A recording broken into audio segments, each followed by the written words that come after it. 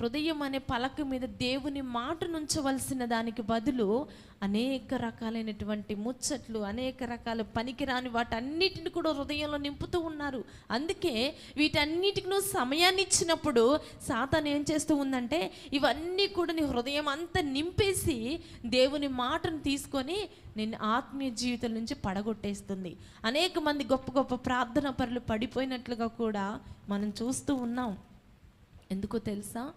అనేక రకాలైన అలవాట్లకు, అనేక రకాలైన వ్యసనాలకు, అనేక రకాలైన మాటలకు చెవి ఉండడాన్ని బట్టి హృదయంలో ఉన్న వాక్యమునంట, వాక్యం అనే విత్తనమును సాతాను ఎత్తుకొని వెళ్ళిపోతూ ఉంది.